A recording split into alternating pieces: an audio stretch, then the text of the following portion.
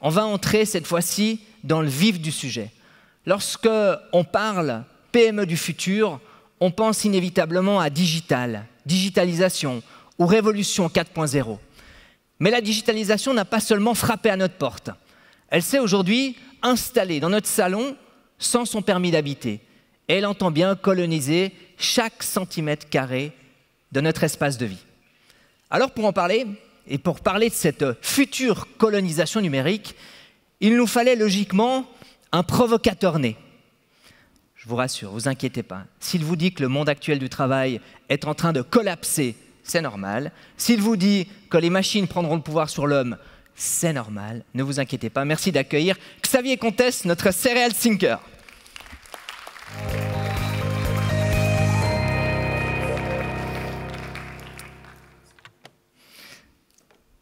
Bonjour Xavier, et merci de me rejoindre. Venez seulement vous mettre ici. Je voulais aller derrière le podium. Vous allez où vous voulez après, mais d'abord j'ai quand même quelques questions à vous poser. Vous êtes mathématicien, docteur en informatique, vous êtes aussi un spécialiste du digital, des questions digitales, vous êtes cofondateur du Swiss Creative Center à Neuchâtel. On dit de vous que vous êtes un peu un extrémiste de la digitalisation, c'est vrai ça? Peut-être. Vous l'assumez? Je l'assume, oui. Ouais. Ouais. Qu'est-ce qu'on entend par extrémiste de la digitalisation? Ben, quand vous regardez 10 ans en avance, dans le temps, vous voyez des choses que les autres gens ne voient pas.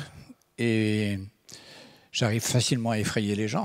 Je peux vous faire un discours de science-fiction très facilement.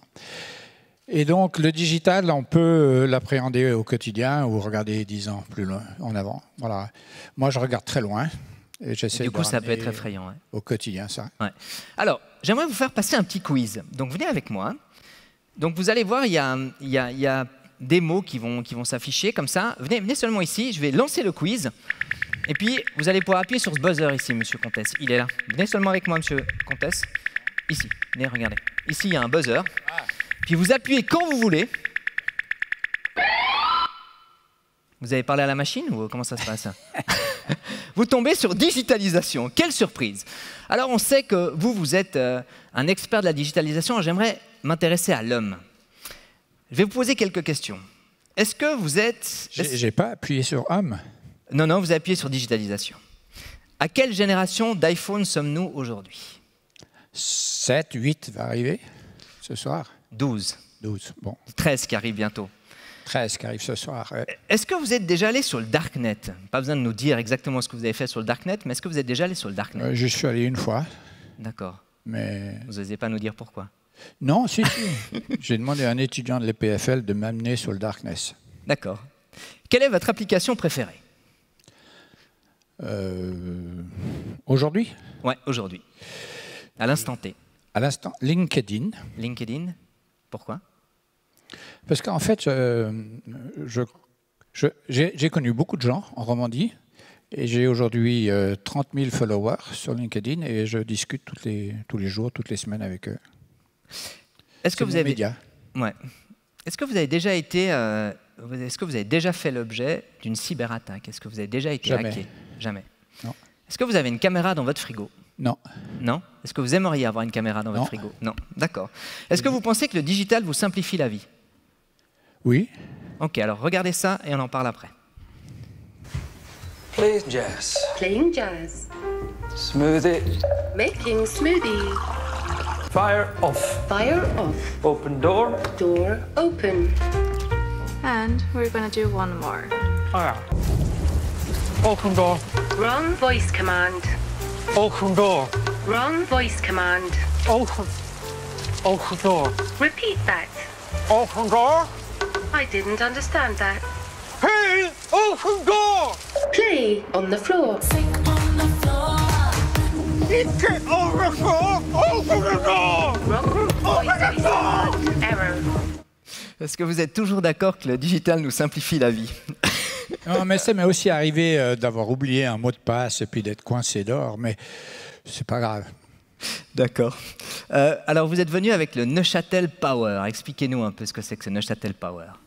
Non, mais moi j'ai habité longtemps Genève et puis j'ai beaucoup vendu l'art lémanique et puis je suis un réfugié fiscal à Neuchâtel. Donc vous l'assumez pleinement. Non, mais personne ne me croit. Parce que, évidemment, ce n'est pas tout à fait le cas. Les Genevois s'en vont à la retraite dans le canton du Valais. Mais moi, j'ai un problème, j'aime pas les montagnes, j'aime pas le Valais. Oui. Bon, je pense qu'il y a beaucoup de Valaisans dans la salle. Mais... Ouais, alors justement, donc, vous n'allez pas vous faire des amis, c'est ce que j'allais dire. Je suis allé à Neuchâtel. Contrairement à ce que je pensais, je ne paye pas plus d'impôts. Et puis j'ai un 7 pièces pour un 2 pièces à Genève. Ouais, ça c'est tout à fait normal à Neuchâtel. Et puis on est à 1 heure de train de Genève, je suis dans la banlieue. Ça fait réfléchir. Donc vous réfléchissez beaucoup. La pandémie a montré que 700 000 New-Yorkais ont quitté New York pour la qualité de vie. Ça fait réfléchir. Et donc, tout d'un coup, je pense que le centre n'est plus le centre, que la périphérie est le centre, et qu'en fait, on est en train de changer de mode de vie d'une manière extrêmement violente. Voilà ce que je pense. Magnifique. Je vous laisse le plaisir de la scène. Faire quoi ? Maintenant, je vous laisse le plaisir de la scène. Maintenant, je crois que vous vouliez parler du digital, il me semble, mais en même temps. Le plaisir de la scène, mais je l'ai dit il y a déjà un moment. Alors, merci Cédric. Cédric, il est formidable. Je pense que c'est l'homme qui réseaute le mieux dans toute la Romandie. Il m'a invité 2-3 fois à son forum. Je ne savais pas qu'il en avait déjà fait 15, donc il ne m'a pas invité si souvent que ça. C'est tout de suite un reproche. Mais entre-temps, pendant la pandémie, je me suis aperçu que Cédric a lancé une compagnie. Et pas n'importe quelle compagnie, il fait des cigares. Donc, il a pris le cigare. Mais c'est formidable que quelqu'un pense, pendant la pandémie, de lancer sa compagnie. Et c'est ça le message central qu'il faut voir. Et le digital peut vous aider. Quand on dit le PME ou le futur du PME, le PME est le futur, il n'y a pas de futur pour les PME. Tous ceux qui ont une PME ici le savent. Ils viennent de passer plus ou moins bien, avec beaucoup de résilience, une période difficile. Mais je vous promets, la période qui arrive, elle est pire. Alors pourquoi elle est pire ? Parce que, pour ceux qui se souviennent, dans les années 80, en informatique, on a introduit à ce moment-là les traitements tech, Excel, la comptabilité. Pour les PME, du jour au lendemain, il a fallu passer à des systèmes digitaux. Tout ce qu'on faisait à la main, la facturation, les machines à écrire, tout ça à la poubelle. Et en l'espace de 1 ou 2 années, la plupart des PME romandes, sauf celles qui sont mortes, sont passées au digital, toutes seules, sans faire de cours. Les secrétaires ont appris les word processing, etc. Tout le monde s'y est mis. Et on a fait ce qu'on appelle maintenant aujourd'hui les logiciels ERP. Donc tout a été automatisé dans la PME, avec des micros, avec des petits ordinateurs. C'était extraordinaire, le mouvement. Nous allons connaître exactement le même mouvement. Pourquoi ? Parce qu'il y a 3 grandes nouveautés dans la data qui arrivent aujourd'hui. C'est le e-commerce, on en reparle après. C'est l'IoT, c'est-à-dire la possibilité de savoir ce que fait le client à travers Internet. Mais déjà, une carte Cumulus de la Migros, c'est un IoT, puisque ça trace vos achats et on peut récupérer ce que vous faites, ce que vous aimez et ce que vous n'aimez pas. Donc l'IoT, c'est bien sûr la montre connectée, pour les choses compliquées, c'est les capteurs que vous avez sur la voiture, mais c'est plein de choses. C'est tous ces capteurs actifs ou passifs qui vous donnent des informations. En principe, une PME, la plupart des PME, la majorité des PME, ne fait pas de e-commerce. Elles sont mortes. Pendant la pandémie, on a quand même découvert des trucs extraordinaires. Des trucs négatifs du genre... Les responsables médicaux des cantons faxaient à Berne le nombre de morts. Rendez compte, faxaient. Fax, c'est une machine du siècle dernier. On peut faxer avec un ordinateur. Ils ne savaient même pas le compte médecin. Aucune idée. Et on s'est aperçu aussi... Et, par exemple, un autre ami, Coca, qui est aussi un ami à toi, a mis à disposition de certaines PME la possibilité de faire du e-commerce. Ils ne savaient pas, aussi con que les médecins. La pandémie a montré des profs qui ne savait pas brancher un ordinateur à la maison. Du tout. Et qui prenait le email comme un tableau noir. On est tombé du jour au lendemain, on s'est vu à la préhistoire du digital. Ça, c'est le challenge tout de suite. Vous passez le e-commerce ou vous crevez. Vous passez l'IoT, hein, Internet of Things, c'est-à-dire la capacité de savoir ce que fait le client et de le remonter avant qu'il achète, avant qu'il soit dans la facturation. Comprendre, et là on aura un bon exemple tout à l'heure de l'IoT, ça c'est essentiel. Puis après, la dernière couche gravissime qui va vous tomber sur la gueule, c'est l'intelligence artificielle. Vous me dites, ouais, c'est pas pour nous. C'est pour vous. Bien sûr que c'est pour vous. Et bien sûr qu'il y a déjà des logiciels qui sont là pour vous. C'est une manière encore différente de traiter la donnée qui permet d'anticiper. Anticiper, c'est cool. C'est savoir ce qui va se passer demain. La semaine dernière, j'étais dans une PME vaudoise. Le mec a dit, avec la pandémie, on a ramené la visibilité à 1 semaine. Je sais ce qui se passe dans 1 semaine. Vous voyez ? Je ne sais même pas si j'aurai dans 1 semaine les matières premières que j'ai besoin. Donc quand vous n'avez plus de visibilité, vous avez intérêt d'avoir des logiciels qui vous aident à préparer le terrain et à regarder totalement autrement. Donc réveillez-vous, la pandémie, c'était rien. Le digital va vous tuer. J'ai fini.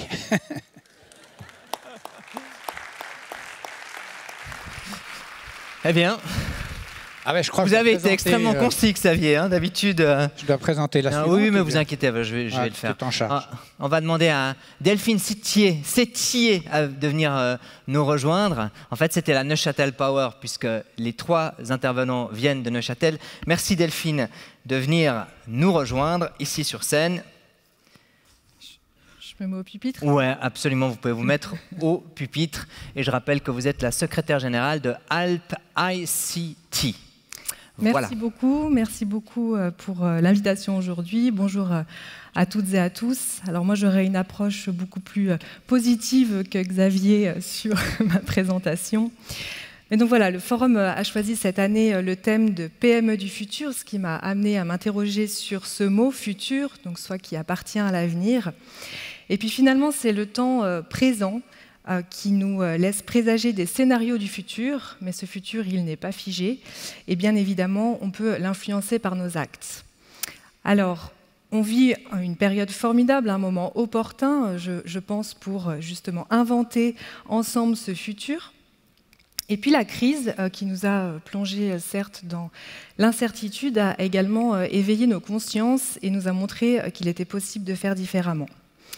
Alors, ce qui est certain, et Xavier l'a souligné, et ce ne sera pas une révélation aujourd'hui, c'est que ce futur, il est bel et bien numérique. Il touche toutes les industries, toutes les organisations et toute la société. Et je pense qu'il est important de prendre acte qu'il n'y aura pas de retour en arrière possible. Alors, le numérique soulève beaucoup de questions, beaucoup d'enjeux pour la société. Et j'avais envie aujourd'hui de prendre un exemple en particulier qui, pour moi, va vraiment changer notre rapport au monde. C'est celui de l'automatisation généralisée de la société. Alors, l'automatisation, ce n'est pas une nouveauté. En revanche, l'automatisation généralisée, donc grâce à la puissance de calcul et aux ordinateurs, vont toucher de plus en plus nos facultés cognitives, donc les facultés cognitives de l'homme, qui font de nous des individus capables de mémoriser, de raisonner et de prendre des décisions. Et bien cette voie, finalement, vers l'externalisation de nos fonctions cognitives bouleverse pas mal de choses, et notamment notre manière d'apprendre, notre manière de fonctionner et voire même notre manière de créer.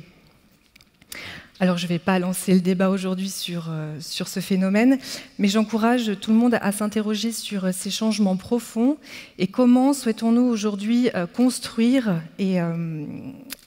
ensemble cette interaction, cette collaboration homme-machine.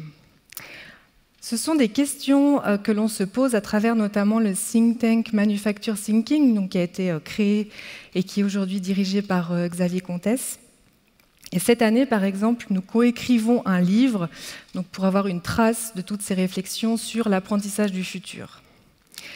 Alors, ce qui m'amène à parler d'Alpacity, puisque nous faisons entre autres partie de ce Manufacture Thinking, et de comment on organise nos actions pour tenter d'apporter et de soutenir les PME dans leur transformation digitale.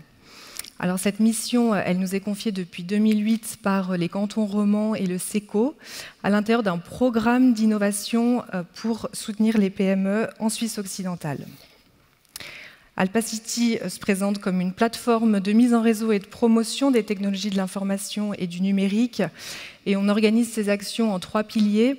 Le premier qui est celui d'informer, donc informer sur l'usage aujourd'hui des outils technologiques dans les entreprises à travers des partages d'expériences. On a aussi cette chance en Suisse d'avoir des personnes qui sont accessibles.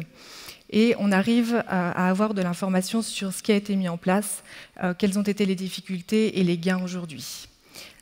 Mais on informe également sur les outils numériques qui se développent et puis de voir quelles sont les potentielles utilisations de ces outils à l'avenir.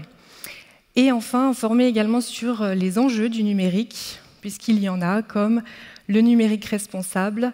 On en parle de plus en plus, mais effectivement, le numérique n'est pas immatériel et a un impact assez important d'ailleurs sur l'environnement. Et on se pose également des questions un peu plus de société, et notamment sur un sujet très d'actualité qui est la souveraineté des données. La deuxième mission est celle de connecter, donc soit de mettre en collaboration les PME avec les acteurs du numérique, mais aussi avec les institutions académiques, de recherche et politiques. Et aussi, un point important qui me semble, c'est de connecter les compétences et les savoir-faire qui sont riches, qui sont variés, qui sont divers de l'ensemble du territoire roman. Et puis enfin, d'encourager l'interdisciplinarité et en favorisant le dialogue entre les scientifiques, les entrepreneurs et les communicants. Et puis notre troisième pilier qui est celui de stimuler, et là on encourage plutôt des initiatives qui sont dans la mise en place de projets concrets. On est vraiment dans le faire, donc là on s'appuie sur des partenaires soit du réseau, soit externes, mais en tout cas on apporte notre soutien parce qu'on pense que c'est en fabriquant qu'on innove le mieux. Alors voilà notre modeste contribution pour ce futur numérique, mais j'encourage tout de même les PME, les entreprises à se faire connaître, à venir enrichir le réseau et finalement utiliser ces outils qui sont à disposition pour vous, pour les entreprises. Et puis j'avais quand même envie de terminer cette intervention par les propos optimistes du philosophe Michel Serres, qui m'interpelle beaucoup et qui me fait sourire. Alors je cite pour vous. L'histoire montre qu'une perte occasionnée par les techniques se transforme au bénéfice d'un gain supérieur. Si les nouvelles technologies engendrent des pertes, elles offrent aussi une possibilité d'allègement dans l'inventivité, la disponibilité et l'imagination. Ainsi, l'homme ne serait-il pas tout simplement condamné à devenir encore plus intelligent ? Et j'invite tout de suite Stéphane Poggi, COO de Felco, qui justement a fait preuve de beaucoup d'intelligence pour transformer cette belle entreprise neuchâteloise Felco. Merci.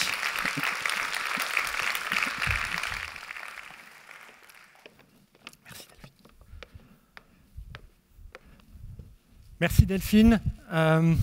Bonjour à toutes et à tous. Je suis particulièrement heureux d'être là aujourd'hui parce que, comme l'a dit notre grand maître de cérémonie, ça fait quand même un bail. Donc très heureux d'être là pour vous parler de Felco, pour vous parler de comment est-ce qu'une PME industrielle du canton de Neuchâtel qui fabrique des sécateurs depuis 76 ans s'est posé la question, il y a de ça quelques années, de se dire mais est-ce que le modèle d'affaires du sécateur manuel est pérenne ?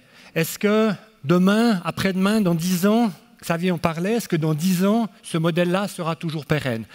Et on m'a demandé de venir là aujourd'hui pour un tout petit peu essayer de vous expliquer ce que l'on a fait à partir du moment où on a eu cette prise de conscience sur les éléments qu'on a mis en place afin de penser un tout petit peu comme on dit en anglais, out of the box, et puis de se dire, mais qu'est-ce qu'on pourrait faire? Alors, je vais faire un petit quiz, j'aimerais faire un tout petit quiz, comme ça je fais un petit sondage marketing gratuit et rapide, mais on va le faire à main levée, comme ça ce sera plus facile. Qui dans la salle a déjà utilisé un sécateur Felco? Waouh, je suis impressionné. Magnifique, merci beaucoup. Ça me redonne la pêche. Donc ça veut dire effectivement que Felco n'est pas qu'un outil professionnel, mais il apparaît aussi d'être un outil fait pour les non-professionnels, donc pour les amoureux de la vigne et du jardin. Donc Félix Flich, le fondateur de Felco, en 1945 a dit quelque chose de très juste. L'outil le plus étonnant est la main. C'est incroyable ce qu'on arrive à faire avec des mains et c'est grâce à ce qu'on met dans une main que l'on peut faire encore plus de choses. Si Felco est toujours là aujourd'hui, c'est simplement parce que depuis le début, depuis la naissance de cette marque en 1945, vous imaginez, c'est après la guerre, un inventeur, Félix Flich, décide de fabriquer des sécateurs. Pourquoi? Simplement parce qu'il a un de ses tout bons amis qui est vigneron dans le bas du canton de Neuchâtel et qui lui dit, écoute Félix, nous on a des outils, c'est vraiment la catastrophe, quoi. On n'arrive pas à les aiguiser, ils se cassent tout de suite, trouve-nous quelque chose. C'est rigolo, en 1945, on a des outils qui se cassent tout de suite, donc c'est le prêt à jeter. Et Félix Flich, à ce moment-là, a une idée géniale, se dit, ok, je vais utiliser l'aluminium et de l'acier, je vais mettre ça ensemble et je vais en faire un sécateur léger, un sécateur durable. Premier coup de génie, il utilise de l'aluminium, il utilise de l'acier. Aujourd'hui, ces deux matières sont recyclées chez nous à plus de 40%. Donc déjà en 1945, il avait cette notion de durabilité et cette notion d'éco-responsabilité. Deuxième coup de génie, il a dit « je veux que toutes les pièces de mon outil soient remplaçables ». De nouveau, on parle de durabilité, de nouveau, on parle de perdurer dans le temps. Et troisième coup de génie, il dit « je vais exporter dans le monde entier ». Et là, on est à la sortie de la guerre. Donc, quand on parle d'innovation, l'innovation n'est pas réservée aux gens du XXIe siècle. L'innovation, elle est réservée à tous ces penseurs, à toutes ces personnes qui ont cette capacité à se dire « mais qu'est-ce que je pourrais faire demain de différent ?» Donc là, on le voit en 1945 présenter son premier outil, le Felco 1, puis le Felco 2. Le Felco 2, 1952, aujourd'hui, c'est toujours notre best-seller. Quand on parle de programmation de l'obsolescence et de produits qui durent de moins en moins longtemps, eh bien chez nous, force est de constater que ce n'est pas le cas. 1952, 2021, toujours un outil iconique. Le deuxième coup de génie qu'il avait, je vous en ai parlé, c'est de la distribution. Aujourd'hui, on distribue à peu près dans une centaine de pays, donc on ne s'est pas limité à la Suisse, à l'Europe, aux États-Unis. On essaye d'être présent partout dans le monde, parce que sans être présent partout dans le monde, avec la niche que l'on occupe, on n'aurait aucune chance. Et puis, on ne fait pas que des sécateurs, bien qu'on fait quasi que des sécateurs, mais on a aussi gardé une espèce de niche, une espèce de code de conduite en disant « demain, on ne va pas aller faire des balais ou bien on n'ira pas faire des râteaux. » Parce que ce qu'on sait faire, c'est des sécateurs et ce n'est pas des balais, ce n'est pas des râteaux. Et là, vous allez vous poser la question, vous allez dire, mais qu'est-ce qu'il fait sur cette scène? En fait, il est en train de nous parler d'un produit qui a plus de 70 ans, qui se porte bien. Mais l'innovation, elle est où? Eh bien, l'innovation, elle nous est tombée dessus, quelque part, il y a quelques années de ça, où on s'est posé la question au niveau du comité de direction sur qu'est-ce que l'on pourrait faire de différent et comment est-ce qu'on pourrait faire ça, comment est-ce qu'on pourrait faire autre chose. À ce moment-là, on n'avait absolument aucune idée de ce que c'était que l'innovation disruptive, l'innovation incrémentale, comment est-ce qu'on allait mettre ça en œuvre. Et du coup, on a dit, bon, on va essayer de s'associer à quelque chose qui était naissant, qui était un projet de la HESSO, qui s'appelait le projet d'innovation InnoKick. Et le projet de master que proposait la HESSO était assez simple, c'était de mettre ensemble des étudiants en design, en ingénierie et en gestion, et les faire travailler ensemble sur un projet commun. Certains d'entre vous, quand ils entendent parler design, ingénierie et gestion, ils ont les cheveux qui deviennent blancs parce qu'on sait qu'en entreprise, quand on essaie de faire parler ces trois types de personnalités sur un projet commun, ça peut faire quelques étincelles. Et c'est exactement ce que je me suis dit, et quand Et quand Nathalie Niffeler m'a dit « Mais est-ce que tu aurais un projet à amener à nos étudiants, première volée ?» Je dis « Bien sûr, je suis volontaire.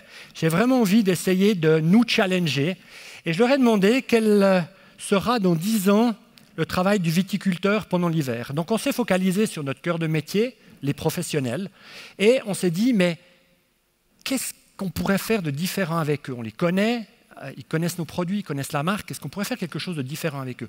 Et on est parti là-dessus. Donc il y a eu énormément d'itérations, hein, ça a été dans tous les sens, ils nous ont inventé des trucs absolument incroyables, comme aller faire de la vigne en verticale et puis aller tailler avec des drones. Bon, ça en a trouvé peut-être un peu extrême, mais quand même, on s'est dit, il y a peut-être des bonnes idées. Et peu à peu, le processus a été de l'avant, on les a accompagnés, ils nous ont accompagnés, ils nous ont challengés beaucoup, on les a challengés un tout petit peu, mais cet air frais nous a amené plein d'idées, dont quelques-unes qui sont restées. Ils ont fait tout un processus, donc concept produit, stratégie marketing, proposition de valeur, ils se sont arrêtés au business canvas, et après ils nous ont dit, bon ben maintenant c'est à vous. OK.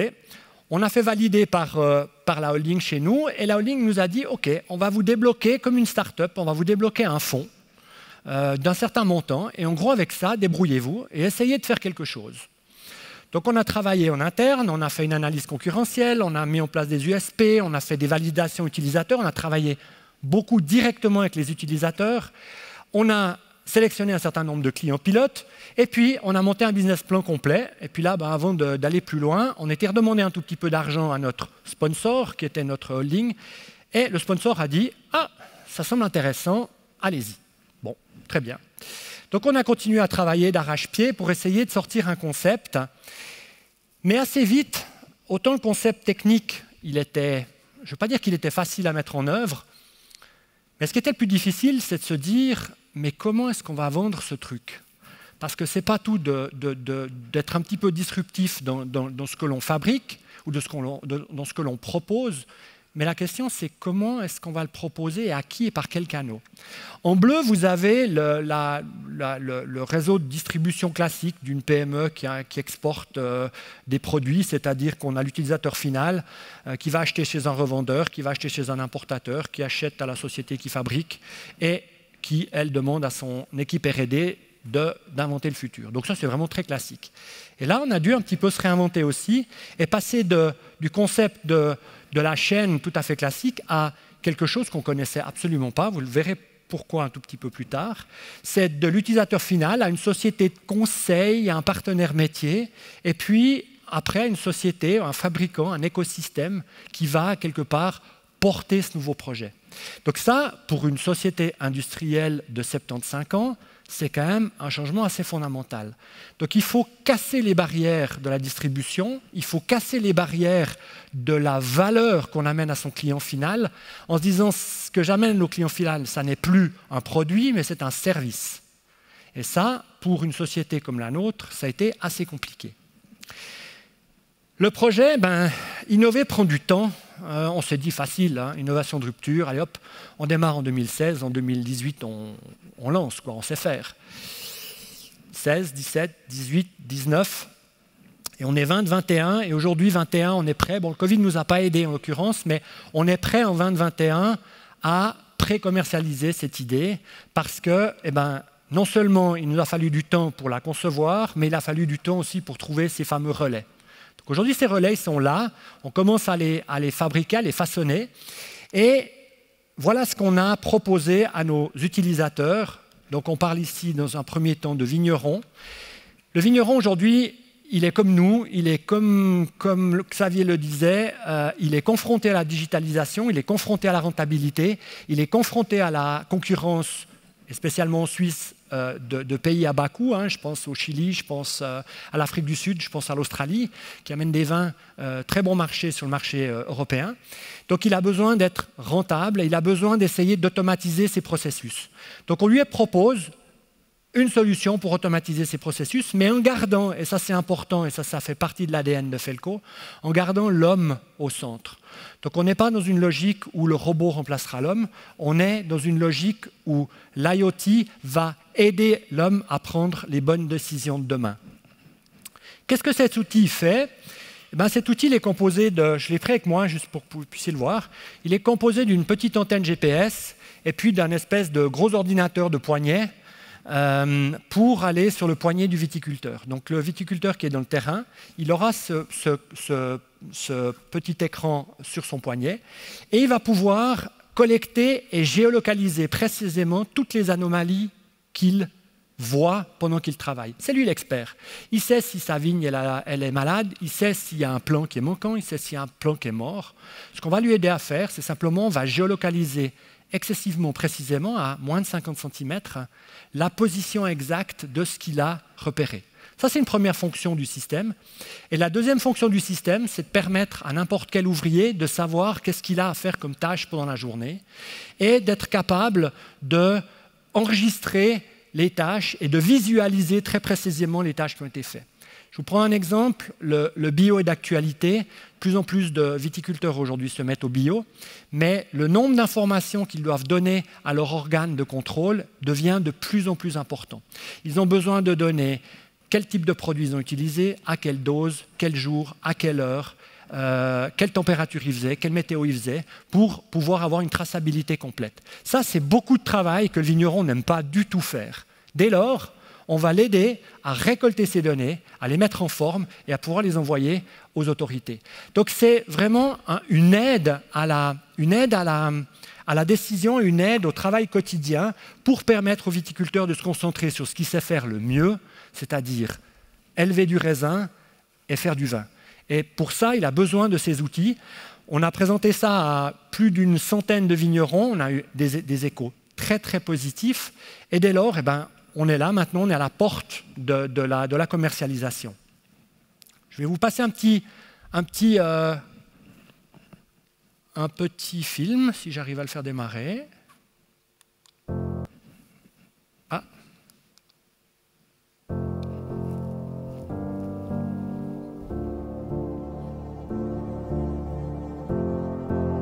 Depuis plus de 70 ans, Felco est avec vous, au cœur de la vigne. Nous connaissons chaque geste de votre métier, chaque process. Durant toutes ces années, nous n'avons jamais cessé d'innover pour vous offrir des solutions métiers performantes et durables. Pour répondre aux enjeux de demain, Felco s'engage dans la viticulture de précision et place l'humain au cœur de sa nouvelle solution connectée. Notre objectif, vous accompagner dans la gestion quotidienne de la vigne. Voici votre nouvel allié, Digivitis, la plateforme d'aide à la décision directement connectée à la vigne et à ses hommes. Comment? C'est très simple. D'un côté, le boîtier collector révolutionne la collecte de données sur le terrain et facilite la transmission d'informations. C'est une innovation Felco pensée pour les ouvriers. De l'autre côté, l'application Digivitis analyse les données collectées grâce au boîtier. Elle permet la planification des activités de la vigne et offre une meilleure connaissance du temps passé à les mettre en œuvre. Prenons l'exemple d'un traitement. Digivitis vous permet de planifier cette activité depuis l'application. Une fois la planification enregistrée, l'ouvrier reçoit sur son boîtier collector les indications propres à la mission qu'il doit effectuer.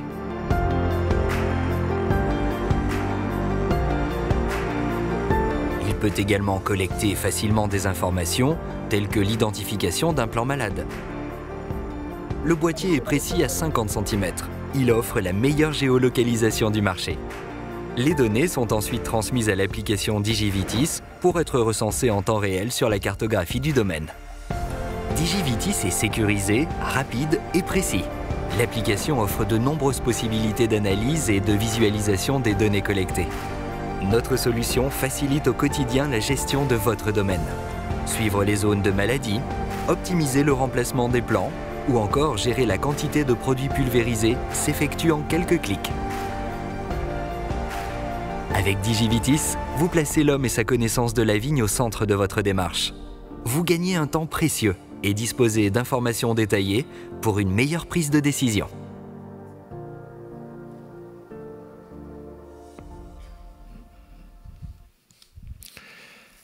Où est-ce qu'on en est aujourd'hui?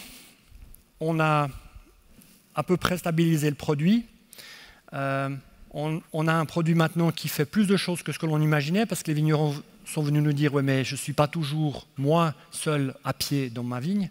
Donc, je peux être avec un tracteur, je peux être avec un quad. » Donc, on a développé aussi un système qui permet d'embarquer notre antenne GPS précise sur n'importe quel véhicule. Et on a pu réduire en fait la dimension des éléments. Et puis, on a un système qui est multi-usage. Donc, on peut utiliser ça. Certains d'entre vous se sont déjà probablement posé la question, mais pourquoi est-ce qu'on n'utilise pas un téléphone portable? Vous allez demander à un vigneron qui est dans la vigne d'avoir son téléphone portable à son bras, 9 sur 10 vont vous dire, vous rigolez, dans 20 minutes, mon portable il est cassé. Donc on a vraiment fait un tracteur de la viticulture avec ce petit collector. Par contre, ça n'empêche pas d'utiliser un téléphone portable. Quel modèle d'affaires pour cette solution? Et aujourd'hui, c'est là où on travaille beaucoup, et c'est là où on a encore plein de questions.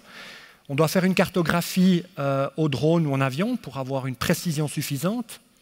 On vend du matériel, mais on vend aussi des abonnements pour le logiciel. Et puis, on a des prescripteurs qui sont des clients ou des intermédiaires qui sont totalement différents du réseau de distribution classique. Et puis, on a quand même passablement de restrictions légales et sociétales.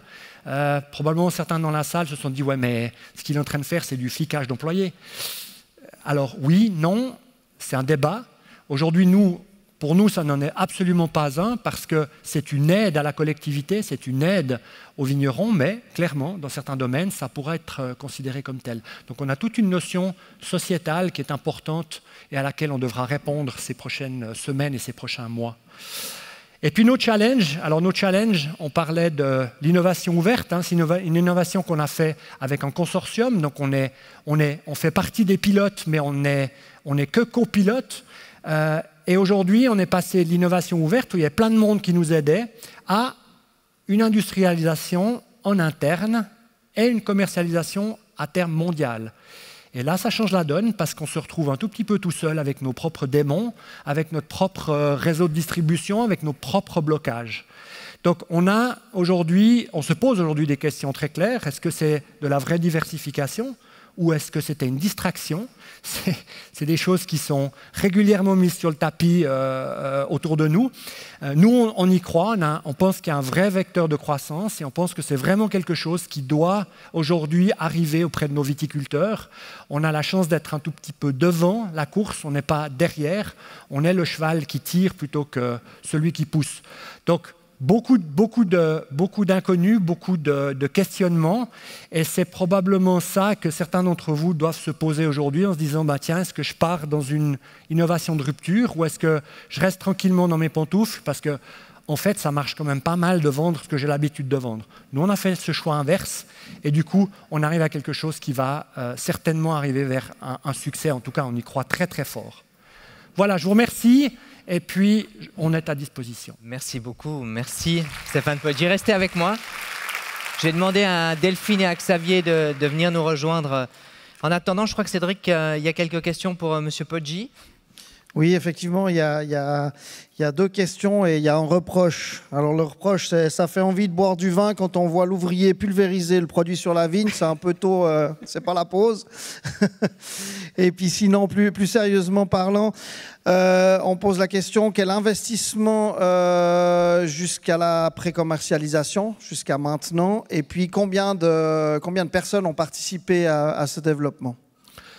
Alors aujourd'hui, on est un peu plus qu'1 million d'investissements. La chance, c'est qu'on a monté un projet NPR au sein du canton de Neuchâtel. Donc le canton de Neuchâtel nous a beaucoup aidés. On a eu quelques financements aussi d'institutions privées. Le XEM nous a aussi aidés au début de l'aventure. On a cherché vraiment à créer un écosystème, mais en tout et pour tout, on est à plus d'1 million d'investissements. Et en termes de personnes qui ont travaillé de manière directe ou indirecte, je pense qu'on est une vingtaine. Très bien, merci. J'ai Laurence qui nous pose une question intéressante.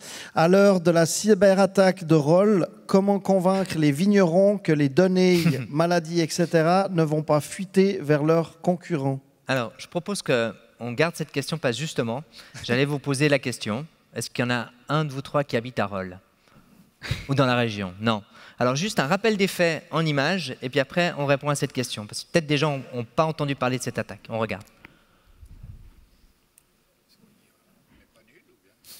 Pour les pirates informatiques, ce logo est un produit d'appel. Depuis plusieurs mois, on le trouve en bonne place sur le Darknet, avec au bas un lien donnant accès aux documents confidentiels de la ville de Rolle. La commune a été victime d'une cyberattaque avec tentative d'extorsion. Elle n'a pas donné suite. Résultat, selon cet ancien du cyberrenseignement, les documents confidentiels sont jetés en pâture, en libre accès sur le Darknet. Donc on a des données privées, AVS, etc. La question, peut-être, je vais l'ouvrir un tout petit peu pour être plus globale. Quand on digitalise, forcément qu'on a plus de risques d'être vulnérable à une cyberattaque. Xavier? Non. Pourquoi? Mais parce qu'avant aussi, on se faisait voler. Les banques aussi se faisaient voler. Je crois qu'on déplace le problème. Le vol a toujours existé. Des fois, c'était des employés qui partaient avec la compta. Et on a eu aussi des gens qui partaient avec les brevets. On a tout eu dans l'histoire des entreprises. C'est pas vrai, c'est pas nouveau. Ce qui est frappant maintenant, c'est qu'on ne le voit pas venir. Le type, il est rentré dans la boîte et on ne l'a pas vu, parce que c'est un logiciel qui est venu à la place. Vous voyez, c'est juste ce déplacement-là auquel il faut qu'on s'habitue. Et pas la quantité des données face à aussi. ça. Mais on s'était déjà protégé par rapport aux autres vols, bien sûr. Mais Xavier, est-ce qu'il n'y a pas aussi une quantité de données? Aujourd'hui, on arrive plus à voler de quantité qu'à... 99% des données qu'ils ont volées ne servent à rien du tout. La preuve, ils l'ont redonnée aux autres. Vous voyez, il y a quand même très peu de données sur moi, sur Internet, qui peuvent être utilisées contre moi. C'est quand même plus que vous croyez. Hein. Non, à vrai dire, oui. Non, je n'y crois pas. Je l'ai vécu. D'accord. Internet, ça fait une vingtaine d'années, je ne me suis jamais rien fait voler. Oui. D'accord. Bon. Est-ce que Stéphane, c'est un risque que vous craignez avec une innovation comme celle-là? Alors, on le craint, oui et non. On le craint un petit peu parce que c'est clair qu'on n'aimerait pas mettre nos clients dans des situations indélicates. Mais pour ça, alors, on a opté, nous, pour essayer, autant faire que se peut, de verrouiller en fait l'endroit où on va mettre nos données. Typiquement, on est sur des serveurs qui sont des serveurs locaux, qui sont des serveurs qui sont en Suisse, qui sont hyper protégés, hyper sécurisés. Et à quelque part, je vais le dire un peu de manière provocative, mais si de voler des données sur la quantité globale de maladies qu'il y a sur un vignoble, c'est quelque chose qui peut desservir, moi j'aurais plutôt tendance à dire que ça peut servir, parce que c'est aussi une donnée qui va servir l'intelligence collective. D'accord. Et c'est aussi un tout petit peu le rôle qu'on aimerait avoir, c'est d'avoir ce rôle d'intelligence collective, où comme une année comme cette année, qui est une année assez difficile pour la viticulture, si on avait eu ces données un tout petit peu en avance, peut-être qu'on aurait pu dire « Et les gars, faites attention, il se passe quelque chose, donc soyez peut-être attentifs. » Alors pourquoi pas les livrer, tout simplement? Alors, elles sont à disposition, et elles seront à disposition des utilisateurs, parce qu'on a quand même une relation RGPD qui nous oblige à faire très attention à ce que l'on fait avec ces données, mais c'est un sujet qui, demain, avec la quantité de données qu'on va collecter, peut-être c'est une question qu'il faudra qu'on se pose. Plus généralement, oui, Xavier. Non, mais il faut juste apprendre à mieux fermer les portes. C'est ça qu'on doit faire. Donc, je dis pas numérique. Les portes numériques. Oui. Il faut mieux les fermer. Ouais. Je pense quand même qu'il y a deux types de données. Il y a aussi les données, comme vous avez chez Felco, puis les données qui sont plus sensibles, privées, qu'il faut effectivement protéger. Mais aujourd'hui, c'est plutôt sur cette question-là, à mon avis, qu'il faut regarder, notamment pour la souveraineté des données. C'est ces données-là qui posent problème. Ouais, donc c'est un risque qui ne vous effraie pas, en tout cas, globalement, les trois. Ouais, si vous pouvez parler un tout petit peu plus fort, c'est super. Comme ça, on vous entend. Ou monter un tout petit peu le micro de Delphine, ce serait super. Ouais, c'est un risque qui ne vous effraie pas. C'est un challenge. Ouais, mais le numérique risque, arrive avec le positif et le négatif. Et puis, il faut aussi des compétences pour pouvoir protéger encore mieux ces données. Et on est plutôt bien placé en Suisse pour ça. Plus globalement, qu'est-ce qu'il faut éviter aujourd'hui pour les PME, pour les gens qui sont ici, pour éviter le traumatisme Kodak ou le traumatisme Nokia, de rater finalement ce chemin de la digitalisation? Xavier? D'abord, il faut rester collé sur son produit, ses clients, etc. Et puis sur sa marge. Il parlait du chiffre d'affaires, mais la seule chose qui compte, c'est votre marge. Moi, je donne toujours l'exemple de Nespresso. Nespresso, c'est une innovation de rupture qui a lieu en Suisse et qui dégage 35% de marge. C'est ça que vous devez essayer de faire. Vous voyez, là, vous retournez à la compta chez vous, puis vous engueulez tout le monde et vous dites l'année prochaine, on fait 35% de marge. Là, vous voyez Là, vous voyez les perspectives. C'est ça qu'on oublie. Ce n'est pas la quantité, ce n'est pas le marché, c'est la marge. Pour y arriver, le e-commerce, c'est fabuleux, parce qu'une fois que vous êtes dedans, vous augmentez les marges d'une manière incroyable. Et c'est ça que Nespresso a fait. Ils vendent sur Internet au départ. Vous faites des marges incroyables. Voilà. Stéphane? Alors moi, j'aurais plutôt une approche prospective ou try and learn. Essaye, tombe, relève-toi, essaye, tombe, relève-toi, essaye. Ah bah ça marche. Parce que sans ça, en essayant de rester, c'est vraiment l'expérience continue. Cédric? Oui, alors j'ai pas mal de réactions et de questions. On va essayer de faire assez pragmatique et rapide. Tout d'abord, Jacques qui demande pour Felco une production en Suisse ou en Europe? Une production en Suisse. Bravo. Ouais, c'est suffisamment important pour le saluer, absolument. Frédéric qui s'adresse aux trois. L'avenir est dans la valorisation des actifs intangibles, immatériels, propriété intellectuelle, ressources humaines, digitalisation. Voyez-vous une attention spécifique dans les PME sur ce domaine? Évidemment, ça dépend quelle est votre PME. Ce n'est pas facile pour tout le monde d'aller là-dedans. Mais je dirais, entrez dans ce chemin, oui, entrez dans le chemin par votre histoire. Il ne s'agit pas de réinventer de tout A à Z, mais prenez votre histoire, prenez votre ADN et allez. Le chemin, il est devant. Et comme a dit, je pense, les gens de chez Felco ont été pragmatiques. Essayez pas réussir, c'est bien. Ouais. L'interdisciplinarité. Pardon. Oui, Delphine. Non, je disais l'interdisciplinarité. C'est vrai que rapprocher les scientifiques, les entrepreneurs, les institutions académiques et même les communicants, qui justement, on en parlait tout à l'heure, ne parlaient pas forcément le même langage. Et puis je crois que vous avez mis à peu près 1 an et demi avant d'arriver, enfin j'exagère, mais à vous comprendre dans la mise en place du projet et d'aller vraiment se rapprocher des compétences qu'on n'a pas en interne. Merci beaucoup. Merci Stéphane. Merci Delphine. Merci Xavier. Merci. Merci beaucoup. Merci. On peut vous applaudir, absolument. On peut vous applaudir. François? Oui. Il y avait énormément de questions pour nos 3 intervenantes et intervenants. Je propose que vous profitiez chacun et chacune de la pause après pour directement les poser. Très intéressant. En tout cas, continuez à réagir, ça nous permet de pouvoir rebondir. On va essayer de garder un petit peu le timing du forum, mais continuez à poser des questions. Les personnes répondront avec plaisir après dans la deuxième partie.